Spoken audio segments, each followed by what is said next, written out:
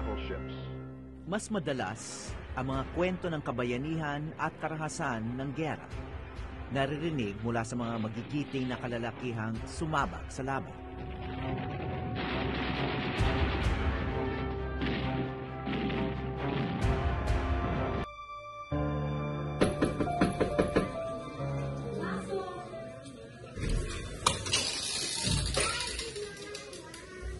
Magandang araw po. Ako po si Joy. Ako naman po si Mira.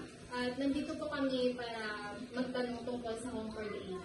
Oh, kayo pala manunulat para sa Home for the Aged. So, ako nga pala si Linda. Ako ang sekretarya ng Ginang Simplicio. So, pagpasensyahan na ninyo sapagkat wala dito ngayon si Ginang Simplicio, nasa komperensya siya ngayon. Pero masasagot ko lahat ng inyong mga tanong. Sige, maupo muna kayo. Gusto po namin malaman ang tungkol sa buhay ng mga matatanda dito sa Home for the Aged. Marami ng reporter ang nagtanong at nagpunta dito.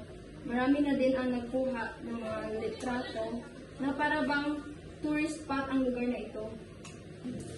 Ang Home for the Aged ay isang ahensya ng gobyerno. Maliit lang ang budget namin kaya ang mga pangangailangan ng mga matatanda ay medyo naibigay namin. Pero umaasa kami sa mga donasyon ng mga mabubuting tao at mga grupo. So sa sick day, may makikita kayo ng iba't ibang uri ng mga matatanda. Meron mahina ang katawan at malakas ang isipan. Meron namang mahina ang isipan pero malakas ang katawan. At meron namang parehas ang mahina ang katawan at ang kanilang isipan. Kaya lahat sila ay binibigyan namin ng mga personalized services. Paano niyo naman po sinisigurado ang kalusugan nila? Kapag may nakakahawang sakit, dinadala namin sa hospital. At kapag may diferensya naman sila sa pag-iisip, ay dinadala namin sila sa mental hospital para bigyan ng kaukulang gamot. Paano naman po kapag may pumanaw? Inaasikaso namin na maibalik sa kanilang pamilya, pero kung walang kukuha, ang katawan nila ay mapupunta sa morgue ng hospital. At kung sa 5 buwan na wala pa rin kukuha, ay idodonate na namin ito sa Agham. Meron din kaming chapel. Dito ginaganap ang mga recreational activities at mga meetings. Meron din kaming mga misa at pwede din ang sayawan. Talaga po? Oo, ganito dito. May mga tanong pa ba kayo? Wala na po. Maraming salamat sa inyong pagpapaunlak.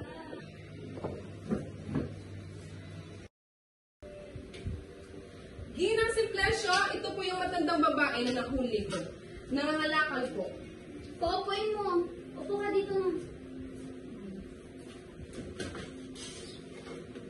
Magandang hapon po. Ano po ang buong pangalan niyo? Victoria Resistencia. Victoria na lang po. Ilang taon na po kayo, Lola Victoria? Salumpo na po. Bakit po kayo nangangalakal sa kalye, Lola? Wala po ba kayong kamag-anak na pwedeng tumulong sa inyo? Wala na. Wala na. Mabuti naman po at nandito na kayo sa Home for the Aged. May mag-aasikaso na po sa inyo dito, Lola Victoria. Hindi! Ayaw ko rito! Ayaw ko rito!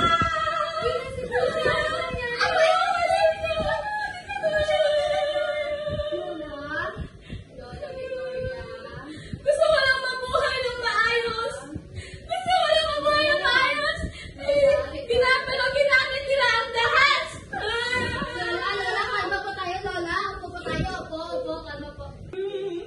Lola, kalma lang po. Pinagkaitan nila kami! Wala akong ginagawa! Ayaw ko rito! Ayaw ko! Problema kung si Lola Victoria parang may pinagdadaanan. Kailangan nating alamin kung anong kwento niya. Lola, Hindi! Ayaw ko rito! Hindi!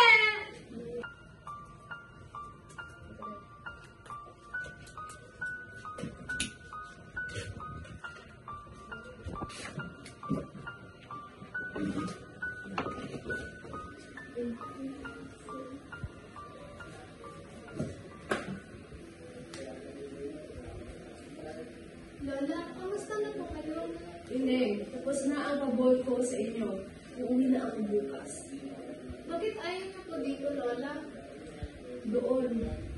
Doon ko gustong manirahan kasama si Miguel at si Berto.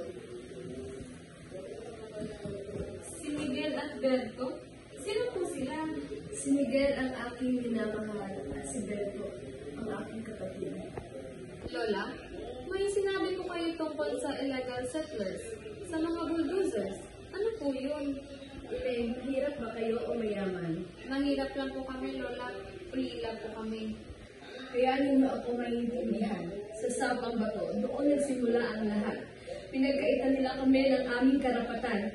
Pinagkaitan nila kami ng aming tahanan. Illegal settlers kami sa Manila. Pero inilipat kami sa Sapang Bato dahil gagawing highway ang aming lugar. Tutol kami sa pagpapalaya sa amin. Sino ba naman ang may gusto umalis? Hindi ba? Kahit pangit ang aming tahanan. Pero wala kaming nagawa.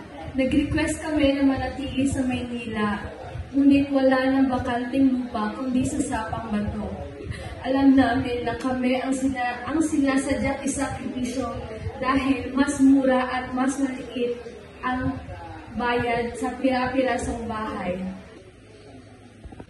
Nung sinabi nilang may magpapahiram ng lupa sa amin sa Sapang Bato, umayag kami agad.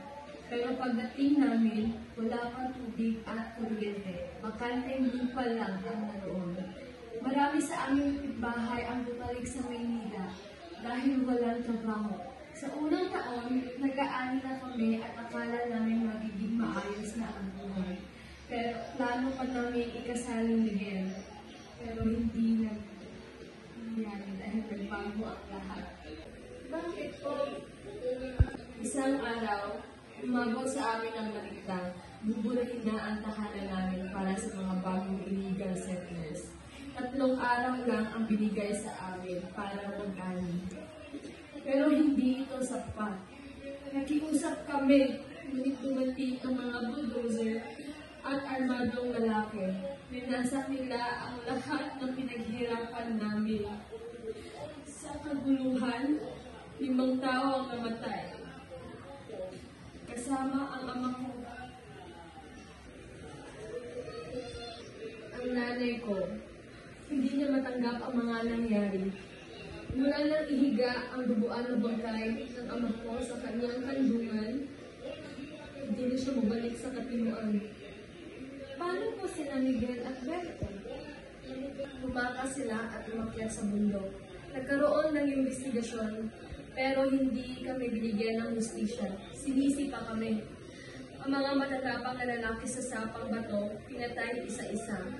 Ngunit nakarating sa amin ang balita na sumapi sila sa isang grupo na nagproprotekta sa karapatan ng mga magsasaka. Pinagmamalaki ko sila dahil mas marami silang napatay sa mga umaapi tulad ng mga nagdala ng karahasan sa amin sa Sapang Bato. Lola, si Miguel at si Berto ay naging kriminal? Ineng, nasusukat ba ang kasamaan o kabayanihan para sa tanong na para kanino? Nasaan na po sila ngayon? Patay na sila. May nagpadala ng balita na pinalibutan ng mga sundalo ang grupo ni Miguel at Berto. Paano po kayo? Ano pong nangyari sa inyo? Ako? Hanggat kaya ko magtatrabaho ako. Nang nanghina na ako ay napadpad ako sa pamilinos. Sa lagay kong ito, isang matandang babae, isang kulubi. Pakiramdam ko ay wala na akong silbi. Pero isang responsibilidad pa ang dapat kong gawin. Ang ipagpatuloy ang pagkukwento sa mga taong katulad ko ang paghihirap na naranasan namin. Hanggat hindi ako tuluyang naliligaw sa isip.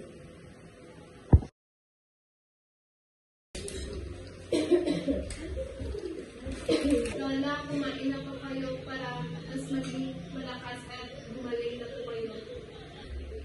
Ineng, paano ako makakakain yan?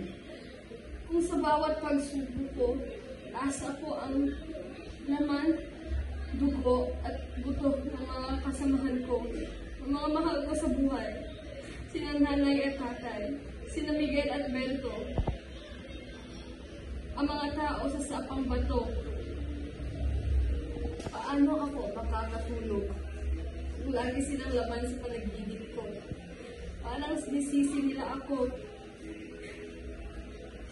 Ang bigat sa konsensya. Bakit ko hahayaang alagaan ako ng mga tao? Ang dahilan ng paghihirap at kamatayan nila. Ayoko dito, ayoko na. Ay, naku Lola. Kung hindi lang kayo matanda, baka nasa parto na kayo. Lola, alam niyo bang kunti lang ang bahay ampunan sa Pilipinas? 2 lang ata. Tapos, madami pang mahirap na matanda. Ang swerte-swerte mo nga dahil nandito kayo. Oo nga, hindi. Ang sabi mo, marami pang hindi naaalagaan. Pero ang tanong ko lang, sino ba ang dapat sisihin sa mga naghihirap ngayon? Nakaraan na yun, Lola. Kung hindi mo talaga makalimutan, ganito na lang. Isipin mo may utang sa'yo itong mga to. Singilin mo sila. Pakainin ka nila. Bayaran lahat ng kailangan mo. Paano ko ba malalaman kung hindi ka po naliligaw ng isip? Totoo ba talaga yung mga kwento mo sa sapang bato? Hindi. Ang pag-asa, nandun pa rin. Yun na nga ang huling beses na nakita namin si Lola Victoria na buhay. Nang gabing iyon, tumakas siya. Nabangga siya sa highway. Sabi ng nakakita, mabilis ang sasakyan at madilim, kaya hindi niya na-identify ang plaka. Isang kwento ng paghihirap, ng pag-ibig, ng paglaban. Isang kwento na dapat marinig ng lahat. Isang kwento na nagpapaalala sa atin kung gaano kahalaga ang paglaban para sa ating karapatan, para sa ating dignidad. Isang kwento na nag-iiwan ng marka sa aking puso. Ang kanyang mga salita, ang kanyang mga luha, ang kanyang mga pagtitiis, lahat ay nagsilbing inspirasyon sa akin. At habang tinatapos ko ang pagsulat na ito, nararamdaman ko pa rin ang bigat ng kanyang mga alaala, ang pag-asa na kanyang iniwan. Ining, sabi niya, ang pag-asa ay naroon. At sa pagtingin ko sa mga bundok, naalala ko ang kanyang mga salita. Doon, sa mga bundok, naroon ang pag-asa.